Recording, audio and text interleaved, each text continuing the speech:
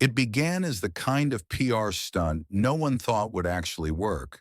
A bipartisan Democracy in Action summit organized by a centrist political nonprofit aimed to bring together past and current U.S. leaders under the banner of unity and global cooperation. Former presidents, senators, and foreign dignitaries were invited.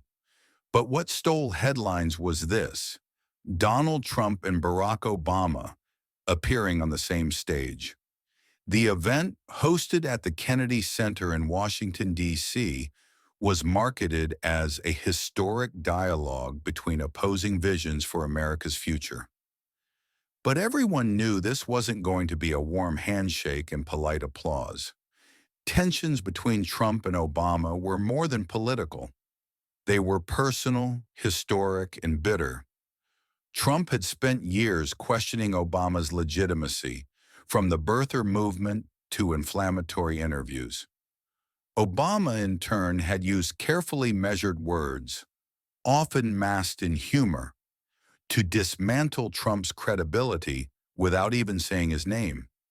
Still, organizers believed the optics of both men together could send a powerful message to the public. The world needed unity, they argued. Democracy needed saving. They had no idea what they were unleashing. On the day of the event, security was unprecedented. Secret Service agents from multiple administrations were brought in. Each former president was given a dedicated green room with separate entrances. Organizers even staggered the run of show to limit their interaction. But things didn't go to plan. A backstage coordinator reportedly misread the schedule and directed both men to the stage entrance at the exact same time. What happened next would become the most watched 8-second clip in modern political history. There they were, two former presidents, Obama in a dark navy suit, calm and composed, and Trump in a bold red tie, defiant and glaring, standing just feet from each other in the wings of the stage. The backstage camera caught it all. Obama nodded, tight-lipped, civil, presidential. Trump stared unmoved. Then, in a move that would later flood social media, he leaned slightly toward Obama and appeared to mutter something under his breath. Obama didn't flinch. He kept his eyes fixed forward, then responded. One sentence. No mics picked it up. No audio. Just expressions. Obama's brows furrowed. Trump's mouth curled. The clip went viral in less than an hour. Trump and Obama exchanged words backstage. What did they say? Lip readers hired to decode tense presidential face-off. Civil war in suits? TikTok users slowed the footage down frame by frame. YouTubers launched 2-hour breakdowns. CNN brought in professional lip reader Christine Parkhurst, who offered the first theory. Trump. Still think you're in charge, huh? Obama. Only when adults are in the room. Other experts disagreed. Some speculated Trump said, "Get ready to lose again," while Obama's reply was, "Only cowards run their mouths." No matter the actual exchange, the tension was now cemented in history. And when both men finally walked on stage, side by side, the applause was hesitant, split, a metaphor for the nation itself. They stood behind separate podiums. They shook hands, but it was robotic, cold. The event moderator began with a question about American values. Obama took a breath and spoke first. His answer was polished, forward-looking, laced with subtle rebukes about truth, integrity, and respect for the Constitution. Then Trump took the mic, and all hell broke loose. Barack Obama likes to lecture people. That's what he's good at. Reading speeches and acting like he's smarter than everyone in the room. Trump began, waving dismissively. But let's be honest, under his watch, America got weaker. That's when China rose. That's when the border collapsed. And that's when Americans lost faith. Obama didn't even blink, but his rebuttal was sharp. I believe Americans can tell the difference between a leader and a performer. Leadership isn't about throwing tantrums or using fear to win applause. Gasps rippled through the audience. The moderator tried to steer the conversation back to policy, but the momentum was gone. The two men were now debating each other directly, ignoring questions. Trump interrupted. At least I didn't spy on my successor or weaponize the DOJ. Oh, wait. Yes, you did. Obama raised an eyebrow. You're projecting, Donald. It's what insecure men do when they're losing. The room fell silent. Then Trump broke character. You think you're better than me? You always have. You sit up there with your fake smile and preach like some saint. But look where your leadership got us. Obama leaned forward slightly, voice low but steady. What scares you isn't me, Donald. It's that history will remember you exactly as you are, no matter how loud you shout. The audience was stunned. Some clapped, some booed. A few stood up and walked out. The moderator looked visibly panicked. Producers backstage were signaling to cut the feed, but it was already streaming live on multiple networks. Twitter was melting. Obama versus Trump, raw, uncensored, unhinged. Journalists scrambled to keep up. Every sentence was analyzed. Every body movement dissected. Facial expressions became memes. And then came the moment that took it from political chaos to national scandal. A second lip reader, a whistleblower from the intelligence community, claimed she had access to enhanced surveillance footage. Her version of the lip read was far more shocking. Trump, you're done, Barack. I still have people inside. Obama, that's why the indictments are coming. The internet exploded. Was it real? A bluff? A warning? An admission? Theories range from deep state conspiracies to secret indictments to classified leaks. But one thing was certain, the stage that was meant to show America at its most united had now exposed the deepest political fracture in a generation.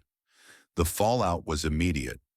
Within 24 hours of the lip-read incident, an anonymous source claiming to be a former NSA language analyst posted a statement to an encrypted forum used by political journalists and intelligence leakers. It read, I was part of the team assigned to monitor communications during joint public appearances involving current or former high-level U.S. leaders. There's more to what was said between Trump and Obama backstage, and it wasn't just posturing. The post included partial transcripts of classified surveillance audio.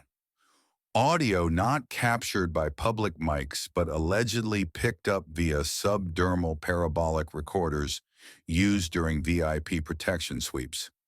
The new quote was chilling. Trump, you think you stopped me in 2020? You don't know the half of what's coming. Obama, if what I know leaks, it's not 2020 you'll worry about. It's prison. That single line, it's prison, sent every major newsroom into overdrive. The Justice Department refused to comment. Fox News demanded an investigation into Obama's abuse of surveillance powers. MSNBC questioned whether Trump had active operatives inside federal agencies. The Washington Post ran the headline, High tension, higher stakes. Did two former presidents threaten each other with indictment? The White House was silent. So was the Secret Service. But behind closed doors, panic set in. One of Obama's longtime security advisors was seen leaving a closed-door meeting at Langley. Former AGs were quietly consulted. Senate Intelligence Chair Marcus Reed of Massachusetts, called an emergency classified briefing. By the time the sun rose the next morning, the whispers weren't just about what was said. They were about what had already been set in motion. 3 days later, a sealed legal filing was leaked to Politico by an internal source within the federal judiciary. It was titled, United States vs. Confidential Defendant, CR 24-196, sealed. Though the defendant's name was redacted, the listed allegations included obstruction of justice, unauthorized use of classified materials, conspiracy to influence a federal investigation, witness intimidation across state lines. Legal analysts immediately suspected one thing. This wasn't about a past scandal. This was new, recent, and ongoing. And then the timeline clicked into place. The charges matched activities reportedly connected to Trump's inner circle, including the 2023 leak of DOJ documents, foreign deal memos, and alleged efforts to coerce key witnesses to recant January 6 testimony. But here's what no one expected.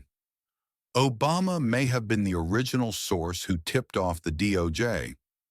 Multiple insiders pointed to an encrypted exchange between Obama's foundation legal team and federal prosecutors that took place 2 weeks prior to the Democracy Summit. Suddenly, the entire event looked like a setup. Not a show of unity, but a trap. Social media exploded with conspiracy theories. Obama lured Trump into public so he'd incriminate himself? The smile was fake. The trap was real. Is this the real reason Trump looked nervous backstage? Trump's team fired back. This is a political assassination attempt. Barack Obama is acting like a shadow government puppet master. Meanwhile, members of Congress demanded an investigation into Obama's role. Was he overstepping the limits of a private citizen? Or was he the only person brave enough to trigger the reckoning? A national reckoning was coming, but not the one anyone expected. 7 days after the explosive leak of the sealed indictment, a photo surfaced on Telegram, shared by an anonymous military blogger, and quickly scrubbed from most platforms. It showed Obama, Biden, and CIA Director Elena Walsh leaving a restricted hangar in Virginia, the kind used for emergency classified briefings.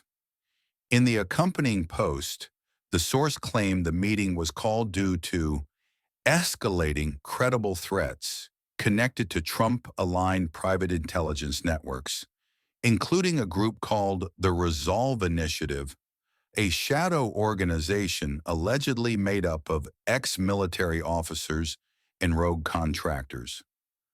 Rumors of this group had been whispered about for years, but never confirmed.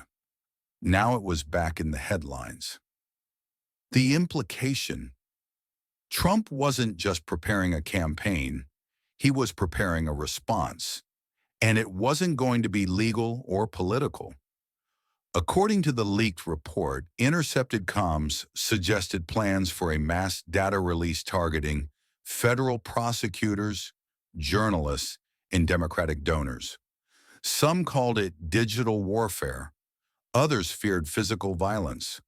Obama, it turned out, had received early intel on the group from an international contact, a retired Mossad asset turned whistleblower who'd warned Trump's not planning to lose again. The former president was visibly shaken, and in a rare moment of unity, he and Biden reportedly authorized a limited counter-intel operation through domestic cyber task forces with silent approval from the National Security Council. This was no longer about reputation, it was about national survival. Just when the public thought the story couldn't escalate further, the Justice Department unsealed the indictment. But here's the twist. Trump was not the primary defendant. The real name on the indictment? Charles M. Kingston, a little-known former deputy assistant at the Department of Homeland Security during the Trump administration and alleged coordinator of illegal domestic surveillance programs. The filing revealed that Kingston had been building a blackmail portfolio, not just against political rivals, but also against Trump himself. The digital files seized from Kingston's Montana compound included unauthorized recordings of Trump's private meetings, financial records implicating offshore accounts, a video clip labeled Mar-a-Lago Dash Exchange, July 22nd. In it, a disguised voice could be heard warning Trump, "They're watching you from within." The implication: Trump himself may have been manipulated by rogue elements inside his own support network. Obama knew, the DOJ knew, and the summit confrontation? It wasn't a showdown between enemies. It was a warning, from one former president to another. If what I know leaks, it's not 2020 you'll worry about. It's prison. Obama had tried to alert him, not just about justice, but about betrayal. The story ended not with arrests, but with silence. The kind of silence only found in the darkest corners of power. And as the camera panned out during the summit's closing ceremony, both men stood side by side, not speaking, not smiling, their expressions locked in something far deeper than politics. A truce, or a final silent war between two visions of America's soul?